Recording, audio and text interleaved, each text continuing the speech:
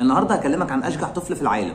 اشجع طفل في العالم عندنا هو مصطفى ابن قصي ابن صدام حسين التكريتي. كلنا عارفين ان بعد الاحتلال الامريكي للعراق وسقوط نظام صدام حسين هرب قصي وعدي ولاد صدام ومعاهم مصطفى ابن قصي واختبأوا في احد المنازل في مدينه الموصل شمال العراق.